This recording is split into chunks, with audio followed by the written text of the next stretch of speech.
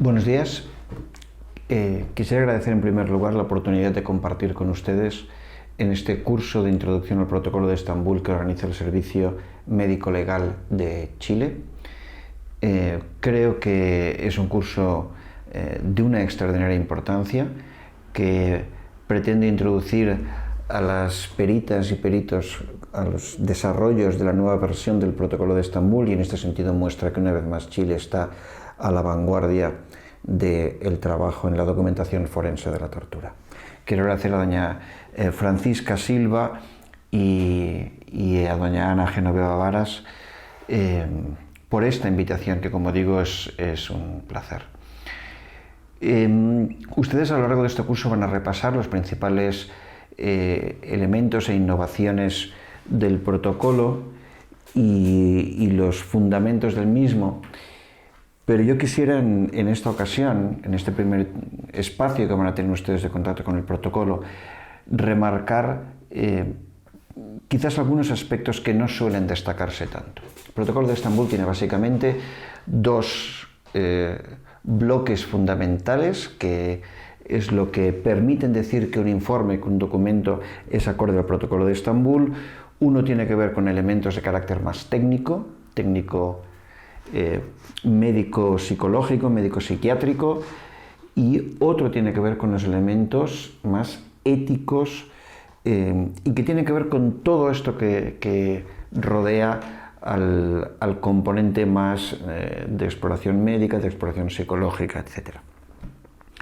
La parte ética es sin duda alguna la que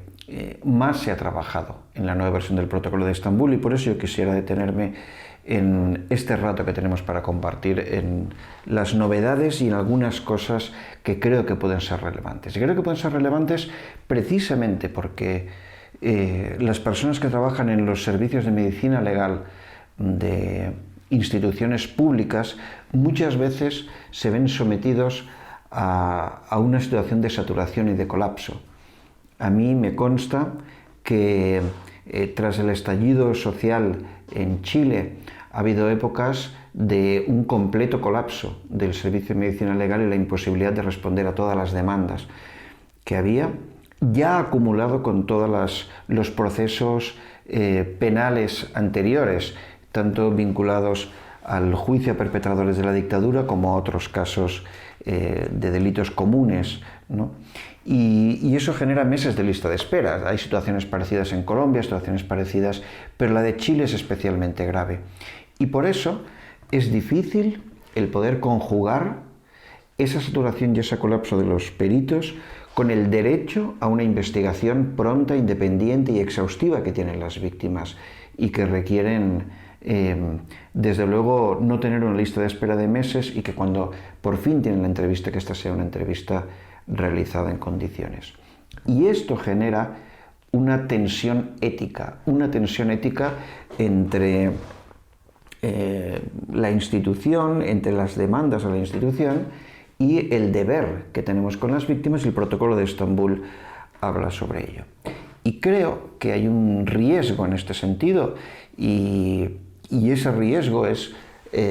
escudarse o refugiarse en el formalismo, en determinados protocolos, en determinadas maneras de hacer muy estructuradas, para tal vez involuntariamente acabar descuidando aspectos que tienen que ver con el cuidado de las personas a las que estamos evaluando. Y esto es lo que tiene que ver con esos fundamentos éticos que digo que en esta nueva versión se extreman. La nueva versión del protocolo de Estambul es una versión que básicamente se ha pensado para que desde esta mirada no puede servir, por ejemplo, para exonerar a perpetradores a través de una evaluación errónea que considere que cuando no hay signos físicos o no hay signos psicológicos de tortura, esta no se produjo. Deja muy claro, repetido en diferentes partes del protocolo, que la evaluación es solo una parte más de todo el proceso de investigación de las denuncias de tortura, no es el único elemento, y que la existencia de signos físicos y psicológicos avala la existencia de tortura, pero la ausencia no la descarta, porque evidentemente pueden haber desaparecido, porque puede haber personas resilientes hay múltiples razones que no vamos a entrar a discutir ahora. Y el protocolo tampoco puede servir para descalificar dictámenes independientes hechos por peritos de parte que tengan todas las garantías técnicas, pero que tal vez no respondan a determinadas ortodoxias del anexo 4, de los modelos estructurados que pueda tener el Servicio de Medicina Legal, y que por tanto hagamos un uso deshonesto del protocolo de Estambul en contra de la víctima, pues tratando de invalidar evaluaciones bien hechas por parte de profesionales de confianza de la víctima, ¿no? Esta tensión ética, la tensión entre la sobrecarga de trabajo y el derecho a una investigación pronta, independiente y exhaustiva, tiene mucho que ver con un concepto que yo quisiera remarcar aquí, que me parece extraordinariamente importante, que es el del valor reparador de la acción pericial. Toda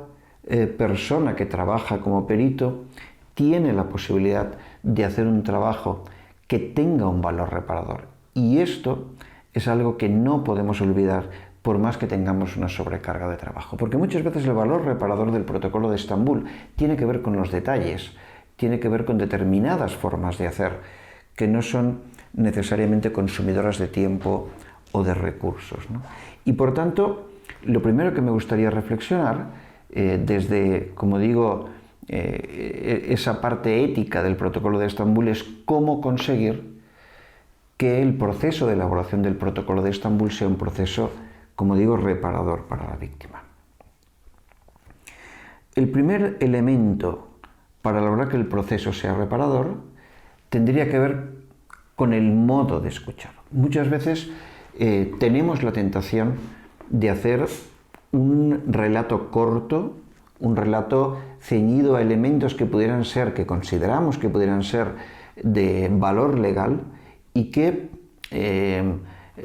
es muy directivo. Es un relato en el que no permitimos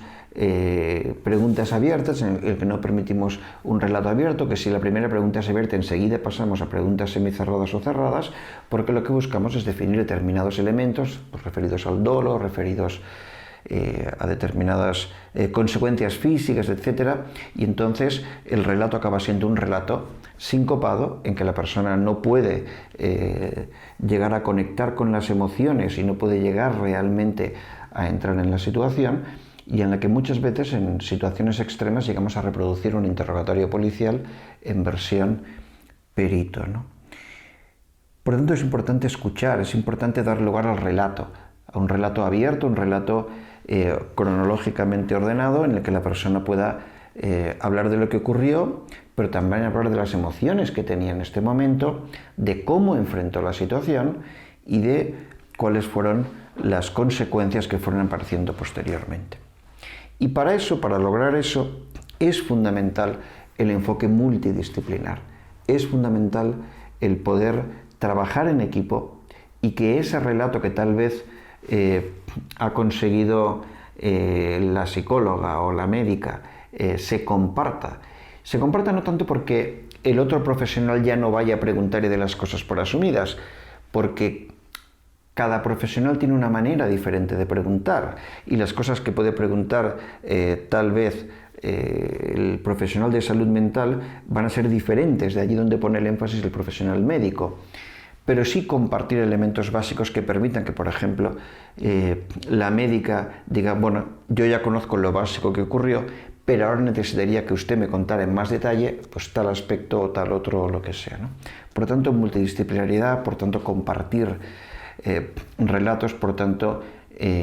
hacer informes en los que los diferentes profesionales implicados puedan firmar conjuntamente el informe, que es algo que en determinados países no se permite. Cada profesional hace su informe, y que el protocolo es muy contundente en decir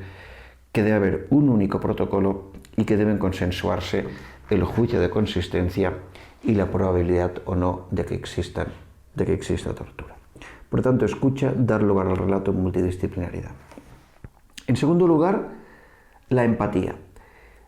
La empatía tiene que ver con la postura corporal, tiene que ver con el espacio físico, tiene que ver con ofrecer un vaso de agua, tiene que ver con ofrecer un café, tiene que ver con una mirada que acepta el relato, que valida el relato del otro y que demuestra que hay una conexión con el otro. Y muchas veces hay una confusión en el sentido de pensar que si una persona que hace trabajo pericial se muestra empática, no está siendo objetiva. Y esto es un error de concepto, porque el hecho de que se pueda ser empático en la entrevista es una forma de cuidar a la víctima, es una persona es una manera de lograr un mejor relato, que haya una conexión, que haya una transferencia positiva, y es una manera de que el proceso sea reparador. Y esto no tiene por qué necesariamente influir en el juicio final que haga la persona. Yo puedo tener una entrevista empática en la que doy una respuesta no confrontativa ante hechos que a lo mejor me están llamando la atención, y a lo mejor luego cuando tengo que evaluar el juicio de consistencia, que como ustedes ya verán a lo largo del curso tengo 4 niveles para valorar el juicio de consistencia, tal vez le doy el nivel más bajo, pero eso no quita para que mi entrevista sea una entrevista empática. Hay gente que cree erróneamente que va a conseguir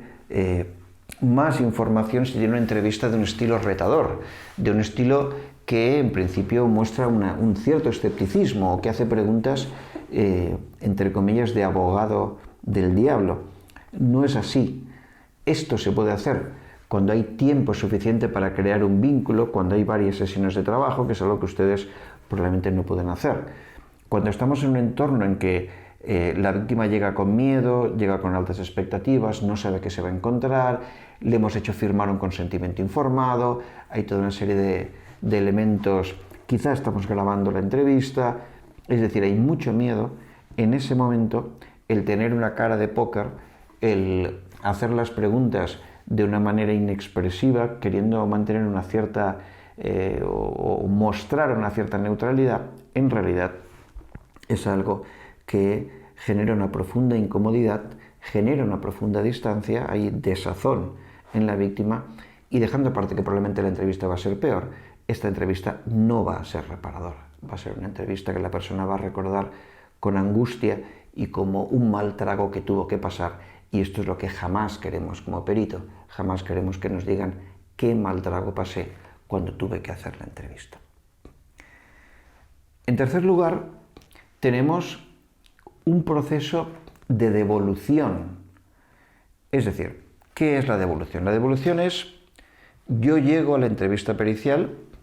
con un montón de información que muchas veces está desestructurada en el tiempo o desestructurada en qué cosas realmente fueron así, qué cosas son recuerdos confusos, qué cosas tienen que ver con elementos que me han contado. Y no siempre es fácil poder estructurar el relato, no siempre es fácil contar las cosas como quien cuenta una película. Y muchas veces hay cosas que son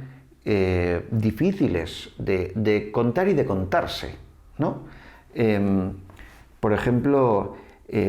si a raíz, por ejemplo, de pues una situación de detención en un penal de alta seguridad en confinamiento solitario, si a raíz pues de una situación de maltrato en una manifestación, etc., una persona desarrolla crisis de angustia, igual para la persona es muy difícil entender qué relación hay entre los hechos que ha sufrido y esas crisis de angustia, ¿no? Devolver es ayudar a la persona a resignificar estas cosas. Si yo recojo un relato, si yo recojo unos síntomas, doy por cerrada la entrevista, le doy la mano a la víctima y la víctima se va con todas sus dudas, eso no es reparador. Si yo hago un proceso de devolución en el que digo,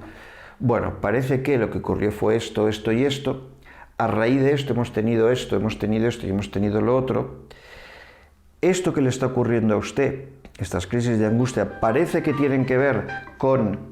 la necesidad de poder manejar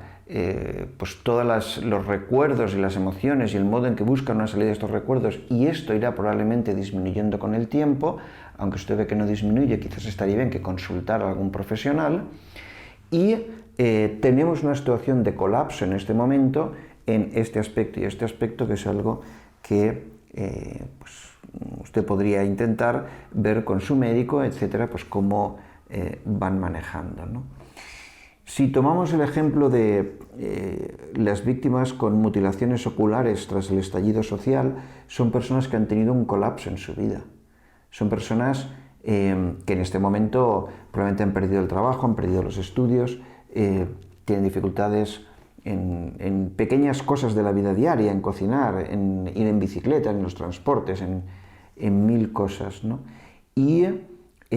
frente a este relato, frente a esta exploración sistemática de todos los elementos, de todos los problemas en la vida diaria que ha generado la mutilación ocular, nosotros podemos hacer una recolección fría, podemos hacer una recolección empática que tiene que ver con imagino lo que esto supone para usted, imagino las dificultades que tiene usted de no poder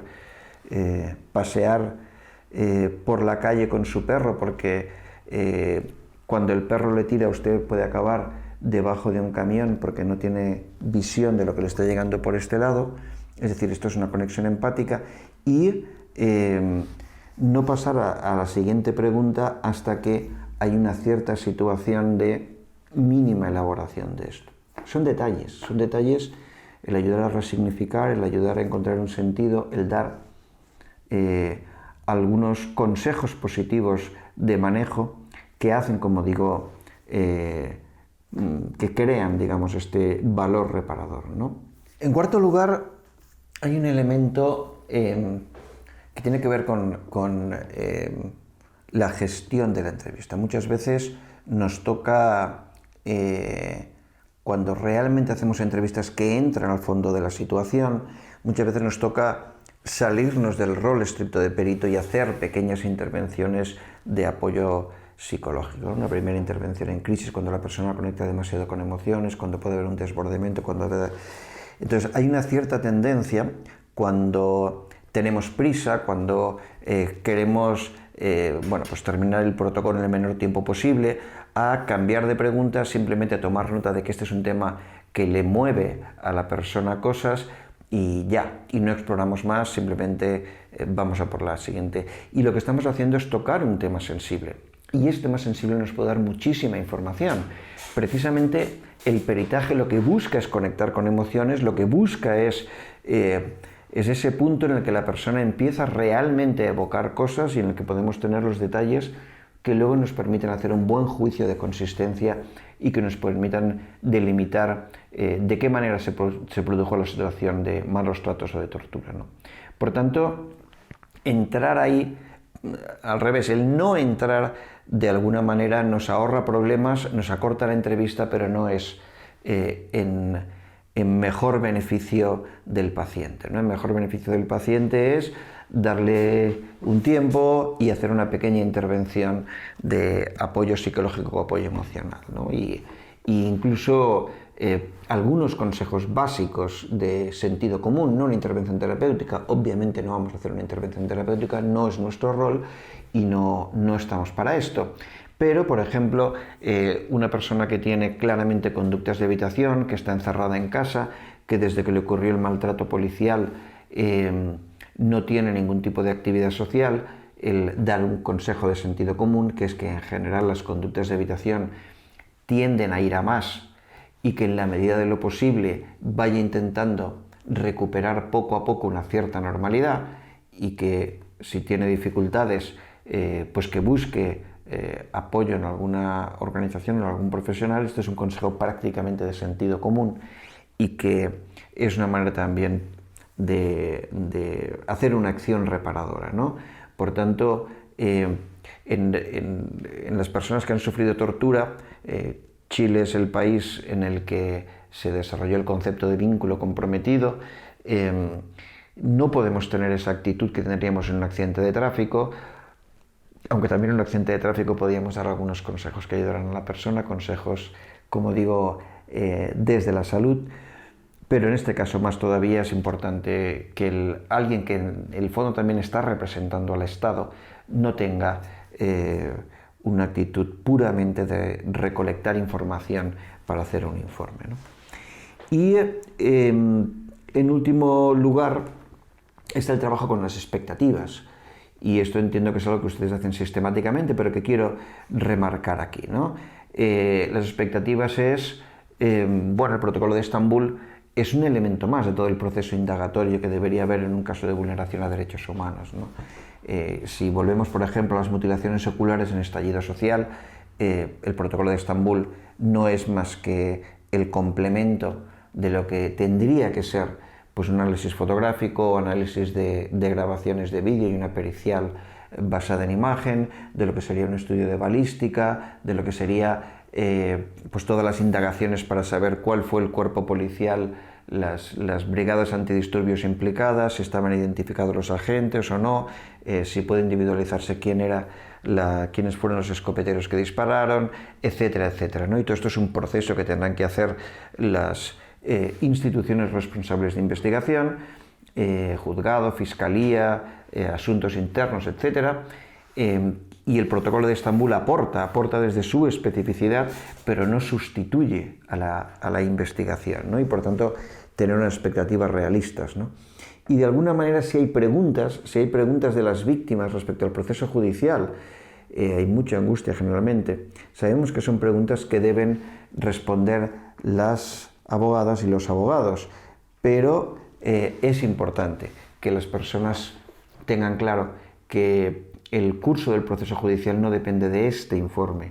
que si se dejan alguna cosa por contar no pasa nada, que no hay que entrar angustiado pensando que de aquí va a depender el que puedas recibir una reparación o un tipo de compensación económica por la mutilación o por el daño moral o los elementos vinculados a la tortura, sino que esto es un elemento más. Y dentro de ese vínculo comprometido que decíamos, pues pueden también haber preguntas, ¿no? Por ejemplo, pues alguien puede preguntarnos por qué yo tengo que estar buscando entre los vecinos quién quizás grabó con su teléfono y recolectando para aportar eso como prueba. Sí, debería ser pues Carabineros quien investigara, si debería ser... y efectivamente, pues efectivamente es así, la carga de la prueba nunca debería estar en la víctima en un delito del Estado, la carga de la prueba corresponde al Estado y es el Estado quien debe investigar y eso lo deja clarísimo tanto la Convención contra la Tortura como el Protocolo de Estambul. Por tanto, el poder reconocer esto, pues efectivamente la carga de la prueba no debería reposar en la víctima, que ya tiene suficiente con todo el proceso de rehabilitación, pero esta es la realidad que tenemos. Esto no compromete, esto no supone ninguna afirmación que salga fuera de lo que es el ordenamiento jurídico internacional y es reparador para la víctima el sentir que ese relato es validado, ¿no? Por tanto, estos son, como digo, 5 puntos que nos ayudan en ese trabajo reparador. El protocolo de Estambul en su nueva versión habla de la importancia del principio de lealtad y de buena fe del perito, de que el perito siempre está pensando en términos, pues como en cualquier relación médico-paciente, en el código deontológico siempre cuál puede ser la manera de proceder que ayude más a esta víctima, ¿no? Y en este sentido no voy a entrar a fondo a todos los elementos del principio ético, porque además entiendo que ustedes es algo que tienen protocolizado el consentimiento informado, tienen protocolizado el lugar de exploración física y psicológica, es decir, la privacidad, tienen protocolizado a quién se le va a entregar el informe y las restricciones, la confidencialidad, por tanto, y el explicar claramente a la víctima que ustedes son peritos por mandato oficial y que, por tanto, ustedes bajo juramento, si tienen que testificar, que entiendo que habitualmente ustedes no testifican, pero en otros países sí que siempre debe testificar el perito, pero si tienen que testificar bajo juramento, ustedes van a tener que contar cualquier cosa que la víctima haya contado en el espacio del consultorio, aunque posteriormente la persona diga que esa información preferiría que no se supiera porque es, qué sé yo, excesivamente humillante o vergonzosa o lo que sea, ¿no? Que pueda tener que ver con temas de intimidad o con otros temas. Bueno, pues explicar que el deber, digamos, como perito oficial sería en este caso responder a las preguntas que se le hagan, ¿no? Es nuestra obligación pues estar pendientes de que no pueda haber represalias contra esta persona y si hubiera algún tipo de elemento asociado, ver cómo lo abordamos con nuestros referentes superiores, ¿no? Y todo lo que tiene que ver con obligaciones, con conflictos de obligaciones, ¿no? Al final hay esta idea que es el trabajar, el principio este de trabajar en el mejor bien, el bien superior del paciente y de la acción sin daño, que yo creo que es lo que nos tiene que tener, tenemos que tener como referente cuando estamos trabajando, ¿no? Y entonces eso tiene que ver con cómo creamos espacios de confianza, cómo evitamos todo aquello que tenga que ver con retraumatización, ¿no? Con acciones en las cuales abrimos el dolor de la víctima, abrimos el relato y no cerramos, y no hacemos un trabajo luego para garantizar que la persona salga de nuestro consultorio en condiciones como mínimo iguales a las condiciones con las que entró, ¿no? Bueno, el protocolo de Estambul incorpora también, el nuevo protocolo de Estambul, como novedades, una serie de obligaciones éticas para fiscales y para jueces, que no les voy a detallar ahora, lo harán, imagino, durante el curso, pero que constituyen una innovación muy importante. Y en este sentido, el deber de fiscalía o el deber de jueces de dar la voz a la víctima, de escuchar el relato de hechos y de poder permitir que la víctima sea parte del proceso o esté informada de todo el proceso de investigación, ¿no?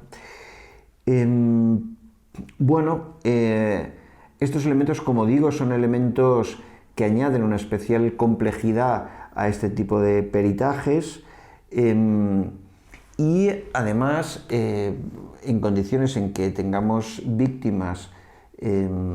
digamos con especiales elementos de vulnerabilidad, pues todavía se extrema más, y ahí hay dos cuestiones que son delicadas en el marco chileno. El protocolo de Estambul dice que tanto en el caso de niños como en el caso de agresiones sexuales, la entrevista la tiene que hacer alguien que tenga especialización en la materia, y me consta que los jueces chilenos son muy estrictos en evaluar a qué le llamamos especialización en la materia y que por tanto piden acreditaciones, piden cursos de formación, etc. Algo que en otros países no se pide, se es mucho más laxo, relajado en que el perito tenga que demostrar, digamos, su suficiencia o su capacidad para evaluar la tortura, y en este caso para evaluar la tortura sexual o la tortura en niños, ¿no? Ahí, yo creo que esa, a veces, permítame la palabra, hipernormatividad chilena es algo discutible que probablemente en otros contextos pues no estarían tan de acuerdo. Pero sí es cierto que esto no puede dejar de mostrarnos que efectivamente con niños hay muchos riesgos de inducir falsos recuerdos y de hacer análisis de credibilidad mal hechos, y en el caso de las agresiones sexuales, pues efectivamente se requiere una determinada sensibilidad a aspectos de género, etcétera, que sí pueden requerir de una formación o un entrenamiento previos, ¿no? Quisiera acabar con un último tema, y es el que tiene que ver con la novedad respecto a cómo se hace la evaluación final del protocolo, ¿no? Hasta ahora lo que teníamos es que la primera versión del protocolo lo que recomendaba era hacer un juicio de consistencia en 4 niveles. La terminología de los 4 niveles es variable, pero vamos, básicamente sería consistente, altamente consistente, máxima consistencia o patognomónico. En el caso de lo físico, en el caso de lo psicológico, el último nivel de patognomónico obviamente no se usa. Ahora hay una variación importante, que es: no vale solamente esta interpretación en términos de consistencia, sino que se pide a la persona que hace la pericial que emita una opinión experta respecto a la posibilidad de malos tratos o tortura. Esto no quiere decir que el perito tenga que entrar al tipo penal de la tortura, que es algo que probablemente muchos jueces vivirían mal, sino que estamos hablando en términos médicos y psicológicos, y yo creo que ahí es importante la formulación. Es decir, existe una alta consistencia entre los síntomas y tal,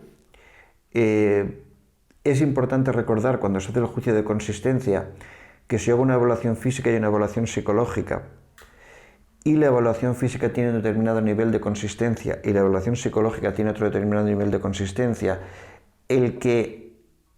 prevalece es el más alto. Si yo tengo una alta consistencia psicológica respecto a una violación sexual, la persona tiene síntomas postraumáticos graves, tengo una baja consistencia física porque no hay secuelas físicas de la violación sexual, predomina el juicio de consistencia de lo psicológico, sería altamente consistente. Yo hago ese juicio de consistencia, pero ahora además debo decir que en función de todo lo analizado, existe la posibilidad de que estos hechos correspondan a una situación de malos tratos o tortura. Esto, como digo, se puede hacer una entrada diciendo que el perito no está evaluando el tipo penal, que está haciendo una consideración médico-psicológica para evitar que el peritaje pueda ser rechazado por esta causa por un juez que entienda que se está invadiendo sus competencias, pero lo cierto es que hoy en día, si no incluyéramos esta opinión experta, alguien podría decir que nuestro peritaje no es acorde al protocolo de Estambul. Bueno, lo voy a dejar aquí. Solo añadiría que en el caso de las reclamaciones patrimoniales, es decir, en aquellos casos en los cuales lo que se nos está pidiendo es un informe no tanto en términos penales de determinación de responsabilidad, sino en términos de evaluación de daño con efectos de compensación económica o de otro tipo de reparación, es importante poder hacer un análisis de causalidad en el que nosotros podamos poner en relación los síntomas con el relato de hechos a través de conexiones directas. Es decir, eso quiere decir, si yo tengo conductas de evitación ante determinados estímulos que son parte del relato de hechos y puede establecerse una conexión, esto me está haciendo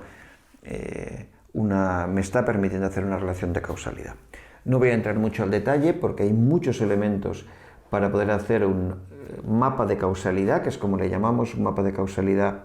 en aquellos casos, sobre todo, como digo, en que para una reclamación económica nos lo van a exigir. Con esto, como digo, querría cerrar. Me ha parecido importante el entrar en estos elementos éticos, en estas consideraciones respecto a la entrevista, que es muy posible que la doctora Ana Genoveva vuelva sobre ellos porque son tremendamente importantes, pero creo que es lo que con más facilidad podemos tender a olvidar cuando estamos presionados por la institución y lo que se nos pide es resultados y al final trabajamos para la institución, pero trabajamos para la víctima. Y en el momento en que olvidemos esto, en el momento en que pongamos los resultados por delante de las personas, en ese momento algo nos va a fallar. Y en ese momento es cuando empezamos con esto que llamamos el desgaste profesional, que tiene que ver con sentir que somos parte de una maquinaria y que no somos seres humanos, que estamos trabajando con seres humanos y lo que queremos es hacer una acción que sea socialmente útil, pero también útil para las víctimas. Les deseo lo mejor para este curso. Creo que es un auténtico reto en las horas que tienen conseguir transmitir la inmensa riqueza y complejidad que tiene la evaluación de las víctimas de tortura, pero estoy seguro que con los docentes que tienen ustedes lo van a conseguir.